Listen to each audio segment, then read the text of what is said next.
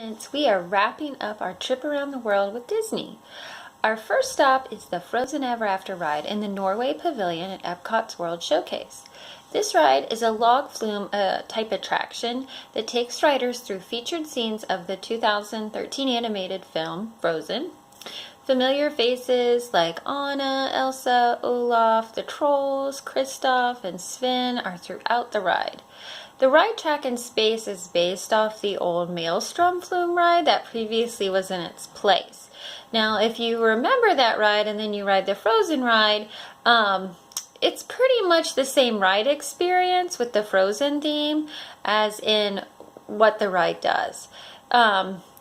However, obviously, they have changed the theming in the ride to Frozen characters, whereas before it was more of a Viking type theme. So the country of Norway itself is located in the Scandinavian peninsula. It's filled with a landscape of rivers, glaciers, mountains, forests. The capital city of Norway is Oslo, and approximately 5 million people make Norway home. It is one of the top 10 wealthiest countries with a long history that dates back to the time of the Vikings. The cold climate makes it an ideal home for polar bears, wolves, reindeer, Arctic foxes, and lynxes. Now our next stop is the wonderful Soarin' Around the World ride, also located in Epcot. I love this ride, and they recently updated it to become Soarin' Around the World.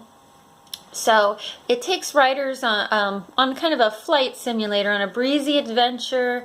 You hang glide above the breathtaking wonders of the world. So it really truly does feel like you're flying among the clouds to places like the Swiss Alps, Australia's Sydney Harbor, Mount Kilimanjaro, polar bears in Greenland's icy regions, the Great Pyramids of Egypt, the Great Wall of China, the Taj Mahal, Guazhou Falls, and the Eiffel Tower. We could have lots of places to talk about from this ride. However, we're actually going to focus on the Taj Mahal. So this exquisite monument is located in Agra, India. It's actually a mausoleum. A mausoleum is a place where they would bury someone. It's made of ivory white marble. It was constructed for the wife of the Emperor Shah Jahan in 1632. The tomb itself is actually part of a complex that includes a mosque, guest house, reflection pool, and formal gardens. So the name Taj Mahal actually stands for Crown of Palaces. It took almost 20 years to complete, and the architecture is Persian in influence, with 43 varieties of precious and semi-precious stones decorating the interior. Next, we're going to travel to the Polynesian Islands to find the Enchanted Tiki Room. Now, this attraction can be found at the Magic Kingdom, at Disney World, and Adventureland. It can be found at Disneyland Park and Tokyo Disneyland. It was the first attraction to feature audio animatronics when it debuted in 1963 at Disneyland. The show is hosted by 4 lifelike macaws sporting colorful plumage.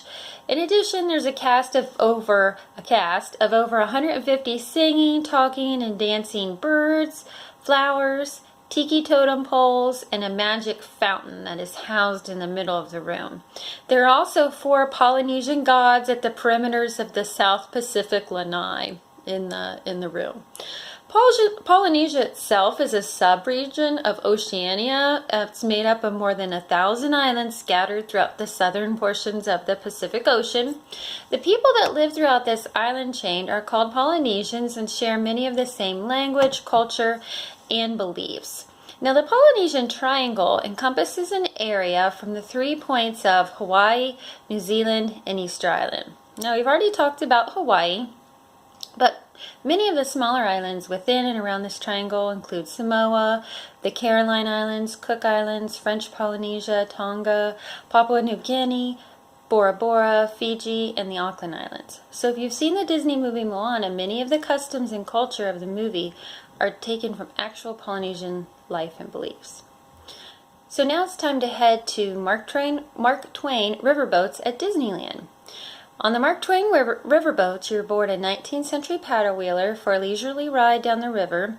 Some of the Disneyland sights to see along the journey around Tom Sawyer's Pirate Island include rustic frontier cabins, a Native American village, the waterfalls of Columbia Gorge, beavers, mountain lions, and the Disneyland Railroad. Not real beavers, not real mountain lions, but animatronic. The Mark Twain is an authentic reproduction of the boats that actually carried people up and down the mighty Mississippi. The boat is named after the famous author Mark Twain, who based many of his writings on his time spent as a riverboat pilot when he was actually known as Samuel Clemens. So Mark Twain is not his real name, it's his pen name or the name he used as an author. Mark Twain is actually a boating term, and it means that the vessel is at a safe depth. And Twain himself spent much of his time near the city of St. Louis, Missouri. He grew up not too far from the city in a town called Hannibal, Missouri. So when you visit Hannibal now, it's like stepping back in the time when Twain was still Samuel Clemens, growing up in this small town. So many of the famous characters from the Adventures of Tom Sawyer and the Adventures of Huckleberry Finn are based on the people that Twain knew back in Hannibal. St. Louis itself sits along the Mississippi River. One of the city's famous monuments is the Gateway Arch, the beacon of westward expansion. The park and arch itself are memorials to Thomas Jefferson's role in opening up the West and to the pioneers that made the unknown journey to settle these areas that were west of the Mississippi. So the Germany Pavilion is a popular spot in Epcot's World Showcase and is designed to look like a German town with a mix of different German eras and architecture.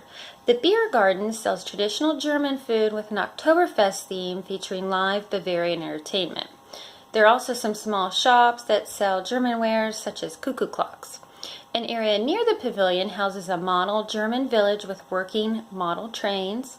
The real country of Germany resides in the continent of Europe, almost right in the center. There are approximately 83 million people that live in Germany, with Berlin as its capital city. Some of the popular tourist attractions include the Berlin Wall area, the Black Forest, Munich, Bavaria, the German Alps, and more than 25,000 castles that can be found in Germany. One of the biggest draws in Germany is the food, like sauerkraut, sausages, pretzels, potato dumplings, strudels, and Black Forest cake are just a few of the delicacies that can be found when you eat in Germany. Now, Disneyland Paris is our final Disney destination. If you guessed this park is located in France, you are correct. The complex now includes 2 theme parks, resort hotels, and a shopping, dining, and entertainment complex. So many of the theme lands are similar to their American counterparts with small European touches added. The city of Paris itself is known as the City of Light, as well as being the largest city in France and its capital. 2 million people live in the city, with about 12 million residing in the suburbs surrounding Paris. The Seine River runs through the part of Paris, dividing it into the left bank and the right bank. Now, Paris is undoubtedly the center of French culture, politics, and economy, with many old historical areas and renowned art museums. The most famous landmark of Paris is the Eiffel Tower, which was constructed in 1889, and it took 6,300 tons of iron to build. Over 6 million people visit the Eiffel Tower every year, some taking a ride all the way to the top for views. Other famous Parisian attractions include the Louvre, which is the 3rd largest museum in the world. It has the Mona Lisa on display. The Moulin Rouge is a cabaret with many shows. It opened in 1889. The Champs-Élysées, one of the most well-known streets in the world, full of quintessential French places to shop and eat. And Notre Dame de Paris, a major Gothic-style Catholic cathedral. And if you've watched the news recently, unfortunately, the cathedral caught on fire a few weeks ago, and so that was very sad. Hopefully they will be able to rebuild it. So Paris is certainly one of the most famous cities in Europe, if not the world. So that concludes our trip through the Disney universe. I hope you've enjoyed our journey and have had a chance to keep up with the videos and the handouts and have worked on your project. And I will continue to put the final part of our project in later this week, as well as some additional links for you to take a look at and answer the questions. So please, if you have any questions or concerns, send me an email, let me know in the OutSchool portal what you need, and I will be happy to help you. So you can continue to post in the classroom as long as you need to. It will remain open. Usually for about a month after the class closes, you could still post in the classroom. You'll always have access to it.